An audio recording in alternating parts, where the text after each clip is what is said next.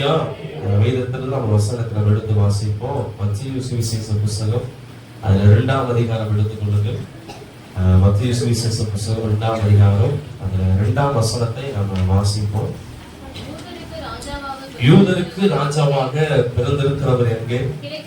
கிழக்கிலே அவருடைய நட்சத்திரத்தை கண்டு அவரை பணிந்து கொள்ள வந்தோம் என்றார். கவனிங்க, இயேசு பிறந்த சமயத்தில் கிழக்கு திசையில் ஒரு நட்சத்திரம் தோன்றுகிறது.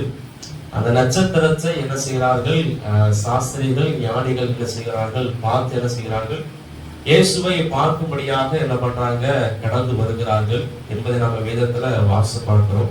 இந்த நட்சத்திரத்தை குறித்து நட்சத்திரம் இயேசுவின் பிறந்த சமயத்துல என்ன செய்தது என்பதை என்ன செய்ய போறோம்? வேதத்துல நம்ம கொஞ்ச நேரம் பார்க்க போகிறோம்.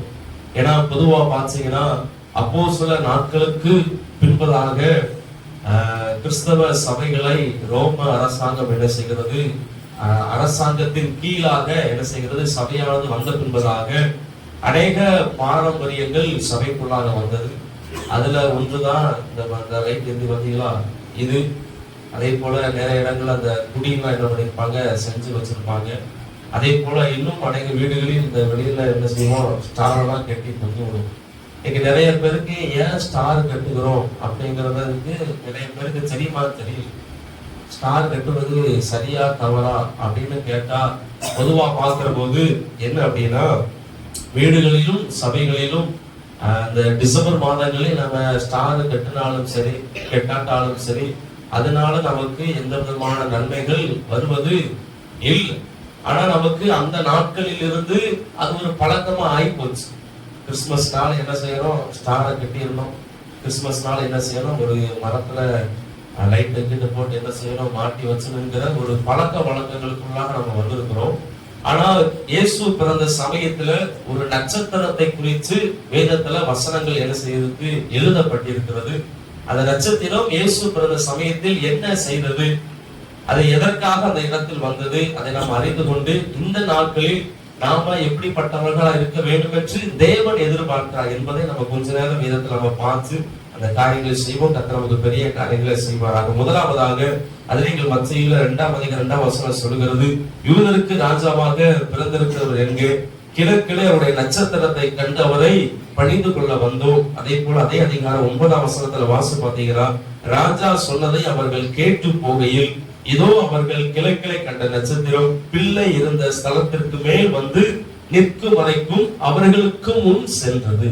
கவனிங்க, முதலாவது இந்த நட்சத்திரம் என்ன செய்தது என்று வேதம் நமக்கு கற்றுக் கொடுத்திருந்தால், அந்த சாஸ்திரிகளை, அந்த ஞானிகளை இயேசு பிறந்த இடத்திற்கு அந்த நட்சத்திரம் நடத்தி வந்தது. நட்சத்திரத்தை பார்த்து என்ன செய்யறாங்க? வாராங்க. உடனே நட்சத்திரம் என்ன செய்கிறது? கொஞ்ச நேரத்தை பார்க்கிற போது என்ன பண்றாங்க? சாஸ்திரிகள் அரண்மனைக்கு போறாங்க. அங்க போய் விசாரிக்கிற போது அங்க குழந்தை என்ன செய்யல? பிறக்கவில்லை என்று தெரிகிறது. திரும்ப அரண்மனை விட்டு வெளியே வருகிற போது திரும்ப நட்சத்திரத்தை காண்கிறார்கள். அந்த நட்சத்திரம் வேதம் சொல்லுகிறது பிள்ளை பிறந்திருந்த ஸ்தலத்துக்கு மேல் நிற்கும் வரைக்கும் என்ன செய்து அவர்களை நடத்தி போடும். அப்படின்னா அந்த சாஸ்திரிகளை இயேசுவை பணிந்து கொள்வதற்கு, இயேசுவை கண்டு கொள்வதற்கு அந்த நட்சத்திரம் நடத்துவது போல இந்த கிறிஸ்துமஸ் காலங்களில் நீங்களும் நானும் ஆண்டவராகிய இயேசுவின் இடத்திற்கு ஜனங்களை கூட்டிக் கொண்டு வருகிற வழிகாட்டியாக நாம் என்ன செய்யணும்? மாறணும். ஏன்னா வேதம் சொல்லுகிறது யோவான் 14ஆம் அதிகாரம் 6ஆம் வசனத்துல, நானே வழியும் சத்தியமும் ஜீவனுமா இருக்கிறேன், என்னை இல்லாமல் ஒருவனும் பிதாவின் இடத்திற்கு வரான். அப்படின்னா உலகத்தில் ஆண்டவராக இயேசு பாவிகளுக்கு வழியாக ஜீவனாக என்ன செய்திருக்கிறார்? பிறந்திருக்கிறார். அந்த இயேசுவின் இடத்திற்கு ஞானிகளை வழிநடத்தி வந்தது அந்த நட்சத்திரத்திற்கு உண்டான ஒரு சின்ன ஒரு பங்கு. அந்த பங்கு நாம் அந்த உலகத்தில் வாழ்கிற சமயங்களில் இந்த கிறிஸ்துமஸ் காலங்களில் நீங்களும் நானும் ஆண்டவராகிய இயேசு கிறிஸ்துவுக்கு வழிகாட்டியாக நம்ம என்ன செய்யணும்? மாறணும். ஏன்னா இயேசு ஒருவர் தான் நித்திய ஜீவனுக்கு வழியாக இருக்கிறார். இயேசு ஒருவர் தான் நித்திய வாழ்வுக்கு, நித்திய சமாதானத்திற்கு, ரட்சிப்பிற்கு வழியா இருக்கிறார். அந்த வழியை நாம தெரிந்து கொண்டோம்.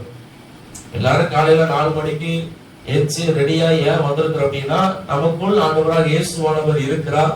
நமக்குள் ஆண்டவராக இயேசுவானவர் பிறந்திருக்கிறார். நம்ம எல்லாரும் ரட்சிக்கப்பட்டவர்களா இருக்கிறோம். நம்ம எல்லாரும் கர்த்தரை நம்புகிற பிள்ளைகளா இருக்கிறோம். கர்த்தரை தேடுகிறவர்களா இருக்கிறோம். அதனாலதான் ஆலயத்தை தேடி தேவ சமூகத்துல வந்திருக்கிறோம். அப்ப நீங்களும் நானும் என்ன செய்யணும்? ஆண்டவராக இயேசு கிறிஸ்துவுக்கு வழிகாட்டியாக அநேக ஜனங்களை இயேசுவினிடத்தில் கொண்டு வருகிற ஒரு ஸ்லாக்கியத்தை நாம் என்ன செய்திருக்கிறோம், பெற்றிருக்கிறோம். இந்த நட்சத்திரத்தை போல, நட்சத்திரம் எப்படி சாஸ்திரிகளை வழி நடத்தினது போல நம்ம என்ன செய்யணும், ஜனங்களை இயேசுவினிடத்திற்கு வழி நடத்துகிறவர்களாக நம்ம இருக்கோம். ஏன்னா அப்ப முதலாவது நட்சத்திரம் என்ன செய்தது, வழி காட்டியது. இரண்டாவதாக அதே நீங்கள் மத்திய சுவிசேஷ புத்தகம் 2ஆம் அதிகாரம் 10ஆம் வசனம் வாசிப்போம்.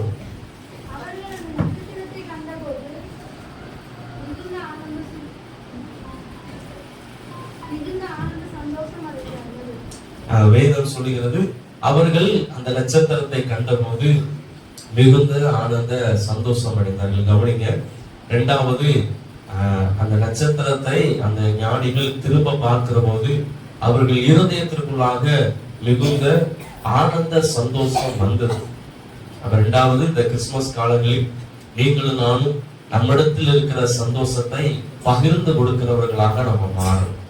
நட்சத்திரம் முதலாவது சாஸ்திரிகள் என்ன செய்தது, வழி நடத்தியது. இரண்டாவது, நட்சத்திரத்தை பார்த்த உடனே அவர்களுக்குள்ளாக ஒரு விதமான சந்தோஷம் வந்தது.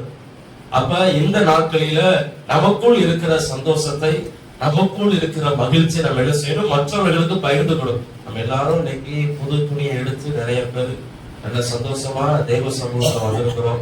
அப்ப நீங்களும் நானும் நமக்குள் இருக்கிற மகிழ்ச்சிய, நமக்குள் இருக்கிற சந்தோஷத்தை என்ன செய்யணும், மற்றவர்களுக்கு நம்ம என்ன செய்யணும், பகிர்ந்து கொடுக்க வேண்டும் என்று தேவன் எதிர்பார்க்கிறார். ஏன்னா நீங்க 2 கொரிந்தியர் 9ஆம் அதிகாரம் 15ஆம் வசனம் வாசி பாத்தீங்கன்னா, தேவன் அருளிய சொல்லி முடியாத ஈவுகளுக்காக சோசனம். பிதாவானவர் பரலோகத்தில முதன்மையான முக்கியமான விலையேற பெற்ற ஆண்டவராகிய இயேசு கிறிஸ்துவை நமக்காக கொடுத்திருக்கிறார். உலகத்துல யாருமே கேட்கல, இயேசு எங்களுக்கு வேணும், நாங்க பாவத்துல இருக்கிறோம், எங்களுடைய பாவங்கள் மன்னிக்கப்படணும்னு சொல்லி என்ன செய்யல, கேட்கல. அதுதான் தேவனுடைய அன்பு. நம்ம கேட்காமலே பிதாவானவர் இயேசுவை நமக்காக கொடுத்திருக்கிறார். ஐபாக்கிலுடைய சபையில சொன்ன இயேசுனுடைய பிறப்பு ஆதியாகமம் 2ஆம் அதிகாரத்திலே 3ஆம் அதிகாரத்திலே சொல்லப்பட்டு இருக்கிறது. ஆதாம் ஏவாளும் பாவம் செய்தார்கள், கர்த்தருடைய மகிமை இழந்து போனார்கள். ஆதாம் ஏவாளும் போய் ஆண்டவர் என்ன செய்யல, பாவம் மன்னிப்பு கேட்கல, மனம் திரும்புகிற எண்ணம் வரல. கர்த்தரை அவர்களுக்கு வாக்குத்தத்தமாய் கொடுக்கிறார், உனக்கும் ஸ்திரீக்கு என்ன செய்வேன், பகை உண்டாக்குவேன், அவர் உன் தலைய நசுக்குவார் சொல்லி இயேசுவின் பிறப்பு ஆதியாகமம் 3ஆம் அதிகாரத்திலே தீர்க்கதரிசனமாய் சொல்லப்பட்டது. அப்ப நாம என்ன செய்யல, ஆண்டவர்கிட்ட எதுவுமே கேட்கல. தேவனே நம்ம மேல அன்பு கூர்ந்து, ஆண்டவரே நம்மள கிருபை கூர்ந்து, ஆண்டவரே இயேசுவையே நமக்காக தந்து இந்த நாளில அந்த கிராமத்தில் ஆண்டவர் நம்ம குடும்பத்தை தேவன் என்ன பண்ணிருக்கிறார், ரட்சித்திருக்கிறார். தேவன் சந்தோஷத்தை கொடுத்திருக்கிறார், மகிழ்ச்சியை கொடுத்திருக்கிறார். அந்த சந்தோஷத்தை, அந்த மகிழ்ச்சியை மற்ற ஜனங்களுக்கு நாம் என்ன செய்யணும், பகிர்ந்து கொடுக்கணும். ஏன்னா நீங்கள் 1 யோவான் 3ஆம் அதிகாரம் 18ஆம் வசனம் வாசி பார்த்தீங்கன்னா, வசனம் வாசிங்க. 1 யோவான் 3ஆம் அதிகாரம் 18ஆம் வசனத்தை வாசிப்போம். என் பிள்ளைகளே, வசனத்தினாலும் நாவினாலும் அல்ல, கிரியைகளினாலும் உண்மையினாலும் அன்பு கூற கடவும். பிதாவானவர் இயேசுவையே நமக்காக கொடுத்து உலகத்தில் அன்பு கூர்ந்தார் என்று வேதம் சொல்கிறது. அதே இயேசுவானவர் கல்வாரி சிலுவையில தம்முடைய ஜீவனை கொடுத்து தம்முடைய அன்பை வெளிப்படுத்துவது போல நீங்களும் நாளும் இந்த நாட்களிலாக நம்முடைய அன்பை நம்முடைய கிரியைகளில் என்ன செய்யணும், வெளிக்காட்ட வேண்டும் என்று தேவன் எதிர்பார்க்கிறார். அதனால நம்முடைய வார்த்தைகளினால் மாத்திரமல்ல, பிரசங்களினால் மாத்திரமல்ல, கிரியைகளினாலும் உண்மையினாலும் அன்புகர கடவோம் என்ற வார்த்தைப்படியாக நீங்களும் நானும் இந்த நாட்களில் நம்மால் முடிந்த உதவிகளை, நம்மால் முடிந்த ஜெபங்களை மற்றவர்களுக்கு செய்ய வேண்டும் என்று தேவன் எதிர்பார்க்கிறார். நாம மட்டும் சந்தோஷமா இருந்தால் போதாது. என வேதம் சொல்லுகிறது, ஆகாரம் இல்லாதவனுக்கு ஆகாரம் கொடுக்கிறதும், வஸ்திரம் இல்லாதவனுக்கு வஸ்திரத்தை கொடுக்கிறதும், ஒருத்தன் கவலைப்படுகிற போது இல்ல காவல்ல இருக்கிற போது அவனை குறித்து நம்ம விசாரிப்பதும் அது இயேசுவுக்கே செய்ததற்கு சமமாக. ஒரு மனிதன் ஒரு கஷ்டத்துல இருக்கான், இல்ல ஒரு நெருக்கத்துல இருக்கிறான், நம்ம போய் 2 வார்த்தை கேட்பது, விசாரிப்பது கர்த்தரை விசாரித்ததற்கு சமம். அதே போல ஒரு மனிதன் ஆகாரம் சாப்பிடாம, ஆகாரம் இல்லாம இருக்கிற அப்படின்னா, நம்ம ஒரு 2 வாய் நம்ம சாப்பாடு கொடுக்கிறோம் அப்படின்னா அது உலகத்தை படைத்த ஆண்டவராக இயேசுவுக்கு கொடுத்ததற்கு சமம் என்று வேதம் நமக்கு கற்றுக் கொடுக்கும். ஏன்னா பொதுவா பாத்தீங்கன்னா எல்லா நாட்களிலும் அநேக கிறிஸ்தவர்கள் என்ன செய்வார்கள், உதவி செய்வார்கள். விசேஷமாக இந்த டிசம்பர் மாதங்களில் என்ன செய்வார்கள், இன்னும் கொஞ்சம் அதிகமாக அநேக ஜனங்களுக்கு என்ன செய்வாங்க, தங்களால் முடிந்த ஒரு காரியத்தை மனதில் வச்சுக்கணும். நம்முடைய பலனுக்கு மிஞ்சி நம்ம செய்யணும்னு அவசியம் இல்லை.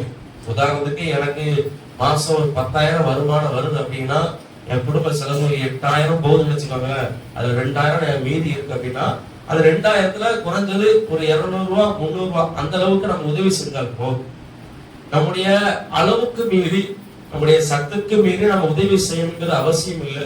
அப்படி இன்னைக்கு நம்ம பல பேர் என்ன பண்றாங்க, உதவிகளை செய்கிறார்கள். நீங்களும் நானும் நம்மால் முடிந்த உதவிகளை இந்த நாட்களில் நம்ம திக்கற்ற பிள்ளைகளுக்கும் உதவியற்றவர்களுக்கு நம்ம மனமுகந்து செய்கிற போது தேவன் அதில் பிரியப்படுகிறார். இந்த நாட்களில நம்ம கர்த்தருடைய நாம மகிமைக்காக கர்த்தருக்கு சந்தோஷத்தை உண்டு பண்ணுகிறார். ஏன்னா வேதம் சொல்லுகிறது, நன்மை செய்யவும் தான தர்மம் பண்ணவும் மறவாதிருங்கள், இப்படிப்பட்ட வழிகள் மேல் தேவன் பிரியமா இருக்கிறார்.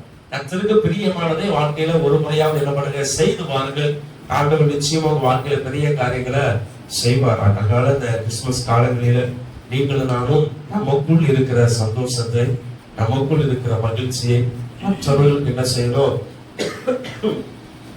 பகிர்ந்து கொடுக்கிறவர்களாக நீங்களும் நானும் ஆர்வமானால் தேவன் நம்மை குறித்து அதிக சந்தோஷப்படுவார். தேவன் நம்மை குறித்து அநேக மகிழ்ச்சிகளை அடைய ஆண்டவர் போதுமான தேவனா இருக்கிறார். அல்லேலூயா, அல்லேலூயா. அப்ப முதலாவது நட்சத்திரம் என்ன செய்தது, சாஸ்திரிகளை இயேசுவின் இடத்திற்கு வழி நடத்துவது போல நீங்களும் நானும் என்ன செய்யணும், அநேக ஜனங்களை வழி நடத்துகிறவர்களாக வழிகாட்டிகளாக நாம் என்ன செய்யணும், மாறணும். இரண்டாவதாக நட்சத்திரம் அதை பார்த்த உடனே ஒரு சந்தோஷம் வந்தது போல ஆண்டவர் நமக்கு அந்த சந்தோஷத்தை மகிழ்ச்சியை கொடுத்திருக்கிறார். அந்த சந்தோஷத்தை மகிழ்ச்சி நம்ம என்ன செய்யணும், மற்றவர்களுக்கு பகிர்ந்து கொடுக்கணும். நமக்குள்ளாக வைத்துக் கொள்ளாமல் கர்த்தருடைய அன்பை நம்முடைய கிரியைகளின் மூலமாக வெளிப்படுத்துவோம். ஆண்டவர் நிச்சயமா நமக்கு மேன்மையான காரியங்களை செய்வாராக. மூன்றாவதாக வசனத்தை எடுத்துக் கொள்ளுங்கள். அப்போஸ்தலர் நடவடிக்கைகள் புஸ்தகம் அதுல 1ஆம் அதிகாரம் எடுத்துக் கொள்ளுங்கள். அப்போஸ்தலர் நடவடிக்கைகள் புஸ்தகம் 1ஆம் அதிகாரம் அதுல 9ஆம் வசனத்திலிருந்து நாம வாசிப்போம். இவைகளை அவர் சொன்ன பின்பு அவர் பார்த்து கொண்டிருக்கையில் உயர எடுத்துக் கொள்ளப்பட்டார். மறைவாக ஒரு மேகம் அவரை எடுத்துக் கொண்டது. அவர் போகிற போது கொண்டிருக்கையில் இதோ நின்று கலிலேயராகிய மனுஷரே, நீங்கள் ஏன் வானத்தை அண்ணாந்து பார்த்து நிற்கிறீர்கள்? இந்த இயேசுவானவர் எப்படி உங்கள் கண்களுக்கு முன்பாக வானத்துக்கு எழுந்தருளி போனாரோ அப்படியே மறுபடியும் வருவார் என்றார். கவனிக்க, இந்த கிறிஸ்துமஸ் காலங்களில் நாம் அதிகமாக நினைவில் வைக்க வேண்டிய ஒரு காரியம் என்னவென்றால், 2000 ஆண்டுகள் முன்பதாக ஆண்டவராக இயேசு இந்த உலகத்தில் பிறந்தார். 33 ஆண்டுகள் உலகத்தில் வாழ்ந்தார். 33வது வயதில் கல்வாரி சிலுவையில மரித்தார், அடக்கம் பண்ணப்பட்டார். 3ஆம் நாளில் உயிரோடு இருந்தார். 40 நாட்கள் பூமியில இருந்தார். பின்பதாக அவர் பரலோகத்திற்கு எடுத்துக் கொள்ளப்பட்டு பிதாவின் வலது பார்சத்தில் உட்கார்ந்து இருக்கிறார். அதே போல என்றாவது ஒரு நாள் இயேசுவானவர் திரும்பவும் வரப்போகிறார் என்று வேதம் நமக்கு வலியுறுத்துகிறது. இந்த இயேசுவினுடைய முதலாவது பிறப்பை நாம் என்ன செய்கிறோம், நினைவு கூறுகிறோம். அதற்கு மேலாக ஆண்டவர் நம்முடைய எல்லாருடைய இருதயத்திலும் ஆண்டவர் பிறந்திருக்கிறார். அதை நினைவு கூறும்படியாக இந்த பண்டிகைகளை நாம கொண்டாடுகிற நீங்களும் நானும் நமக்குள்ளாக இயேசுவினுடைய 2ஆம் வருகைக்கான ஒரு ஆயத்தம், இயேசுவினுடைய 2ஆம் வருகைக்கான ஒரு ஜாக்கிரதை நமக்குள் இருக்கிறோம். ஏன்னா நீங்கள் 2 பேதுரு 3ஆம் அதிகாரம் 9ஆம் வசனம் 14ஆம் வசனம் வாசி பார்த்தீங்கன்னா, கர்த்தருடைய வருகை குறித்து நீங்களும் நானும் மனம் திரும்பினவர்களாகவும் அதே போல ஜாக்கிரதை உள்ளவர்களாகவும் உலகத்தில் நாம் என்ன செய்யணும், வாழணும். இயேசுவின் முதல் வருகையை கொண்டாடுவது நல்லது. அதை மற்ற ஜனங்களுக்கு சொல்வது விளையேற பெற்றது. அதே போல வந்திருக்கிற நாம் எல்லாரும் கர்த்தருடைய 2ஆம் வருகை குறித்ததான ஒரு எண்ணம், கர்த்தருடைய 2ஆம் வருகை குறித்ததான ஒரு சிந்தை நமக்குள் என்ன செய்யணும் இருக்கிறோம். நீங்க பொதுவா நீங்களே யோசித்து பார்க்கலாம். இப்ப இன்னைக்கு நம்ம டிசம்பர் மாதம் 25ஆம் தேதி வந்திருக்கோம். இந்த 25ஆம் தேதி வரைக்கும் இந்த 12 மாசத்துல பரலோகத்தை குறிச்சதான சிந்தை நமக்கு எந்த அளவுக்கு வந்திருக்கு? உங்களுக்கு எந்த அளவுக்கு பரலோகத்தை குறித்து நீங்கள் சிந்தித்திருக்கிறீர்கள் என்பதை நம்ம நினைவில் கொண்டால் எத்தனை முறை நமக்கு அந்த நினைவு வந்திருக்கு. என்ன நினைவு அப்படின்னா, நான் பரலோகம் போகணும், அதுக்கு என்ன செய்வது? நித்திய ஜீவனுக்கு போகணும், என்ன செய்வது? இயேசு திரும்ப வந்தா நான் பரலோகம் போக முடியுமா? இல்ல இன்னைக்கு நான் மறைத்தா நான் பரலோகம் போக முடியுமா? அப்படிங்கிற எண்ணங்கள் நமக்கு எத்தனை முறை நமக்கு வந்திருக்கிறது என்பது என்ன செய்ய யோசிச்சுப்பா. ஏன்னா இன்னைக்கு சாத்தான் செய்கிற பெரிய வேலை என்ன அப்படின்னா, இன்னைக்கு அநேக கிறிஸ்தவர்கள் என்ன செய்கிறா, உலக காரியங்களில் ரொம்ப பிஸியாக வச்சிருக்கோம். நம்ம என்ன பண்ணுகிறோம், பல நேரங்களில் உலக காரியங்களை வச்சு நம்ம அதை வச்சு ஓடிக்கிட்டு இருக்கிற நாட்களில இந்த கர்த்தரை குறித்துதான பரலோகத்தை குறித்துதான எண்ணங்கள் நமக்கு அதிகமா வருவதில்லை. இன்னைக்கு இதை செய்யணும், நாளைக்கு அதை செய்யணும், அந்த எண்ணங்கள் நமக்கு அதிகமாய் வர வர வர இப்படிப்பட்ட எண்ணங்கள் நமக்குள் அதிகமாக குறைந்து கொண்டே போகிறது. சபைகளில் அந்த எண்ணங்கள் சொல்லப்படுகிறது. திரும்ப சபையை முடிச்சு நம்ம அது பின்பதாக ஒரு வாரத்துக்குள்ள நம்ம போகிற போது இன்னைக்கு சாத்தான் உலக காரியங்களை, பலவிதமான காரியங்களை, உலகத்தின் ஆசைகளை, உலகத்தின் இச்சல் நம்ம இருதயத்துக்குள்ளாக கொண்டு வந்து அந்த பரலோக சிந்தை என்ன செய்கிறான், கெடுத்துருதான். அதான் வேதம் சொல்லுகிறது, தேவன் தாமதம் பண்ணுகிறார். அடிக்கடி நான் சபையில சொல்லுகிற வார்த்தை, ஆண்டவர் எப்ப வருவார் என்று யாருக்கும் தெரியாது. 50 ஆண்டுகள் ஆகலாம், இல்ல 100 ஆண்டுகள் ஆகலாம், இல்ல 5 வருஷத்துல கர்த்தர் வரலாம். இப்ப 100 ஆண்டுகள் வருவதற்கு நாட்கள் இருக்கு அப்படின்னா, அந்த 100 ஆண்டுகள் நம்மளால இருக்க முடியுமா அப்படின்னு கேட்டா முடியாது. 2016 பிறக்க போதுன்னு வச்சுக்கோங்களேன், 2100ல இயேசு வர போறாருங்கிறது நமக்கு தெரியுது அப்படின்னா 2100 வரைக்கும் நம்மளால வாழ முடியுமா? அப்ப 2100 2016 வரைக்கும் எத்தனை வருஷம்? இப்ப பிறந்த குழந்தைகள என்ன செய்யலாம், இருக்கணும். அப்ப நம்மளால அந்த வயது, அந்த வருடம் வரைக்கும் வாழ முடியுங்கிற உத்தரவாதம் நமக்கு சொல்ல முடியாது. அப்ப இருக்கிற நாட்களில் நம்ம எந்த அளவுக்கு கர்த்தருக்குள் இருக்கிறோம், கர்த்தருடைய வருகைக்கு நம்ம ஆயத்தம் உள்ளவர்களாக, ஜாக்கிரதை உள்ளவர்களாக இருக்கிறோம் என்ற வேதம் சொல்லுகிறது. திருடன் வருகிற விதமாய் இயேசு வருவார் என்று வேதம் நமக்கு கற்றுக் கொடுக்கும். அப்ப இந்த கிறிஸ்துமஸ் காலங்களில் நம்முடைய மனதில் ஆழமாய் பதிய வேண்டிய ஒரு காரியம், இயேசுவானவருடைய முதல் வருகை நடந்து முடிந்து விட்டது. அவர் என்ன நோக்கத்திற்காக பூமிக்கு வந்தாரோ எல்லா நோக்கத்தையும் என்ன செய்தார், நிறைவேற்றி முடித்து விட்டார். திரும்ப ஒரு காரியம் பாக்கி இருக்கிறது. திரும்ப இயேசுவானவர் இந்த உலகத்திற்கு வரப்போகிறார். அந்த வருகைக்கு நம்ம என்ன செய்யணும், ஆயத்தம் உள்ளவர்களாக குடும்பத்தை ஆயத்தப்படுத்தணும், பிள்ளைகளை ஆயத்தப்படுத்தணும். குடும்பமாக ஆயத்தமாக்கப்பட்டவர்களா இருக்கிற போது ஆண்டவர் நிச்சயமா நமக்கு பெரிய காரியங்களை செய்வதற்கு தேவன் வல்லமை உள்ளவராக இருக்கிறார். அல்லேலூயா, அல்லேலூயா. அப்ப அந்த தேவதூதர்கள் சொன்னார்கள், இயேசு எப்படி போனாரோ அப்படியே திரும்ப வருவார் என்கிற வார்த்தைப்படியாக இந்த கிறிஸ்துமஸ் காலங்களில் நம்ம வழிகாட்டியாக இருக்கணும். அதே போல கிறிஸ்துமஸ் காலங்களில் மகிழ்ச்சியை, சந்தோஷத்தை பகிர்ந்து கொடுக்கிறவர்களா இருக்கணும். அதே போல இந்த கிறிஸ்துமஸ் காலங்களில் கர்த்தருடைய 2ஆம் வருகை குறித்ததான எண்ணங்கள் நமக்குள் இருக்கணும். நான் உலகத்துல பார்க்கிற போது இயேசுவின் வருகைக்கான அநேக அடையாளங்கள் நடந்து கொண்டே இருக்கிறது. ஆனா இயேசுவின் வருகைக்கு நம்ம ஆயத்தப்படணும்.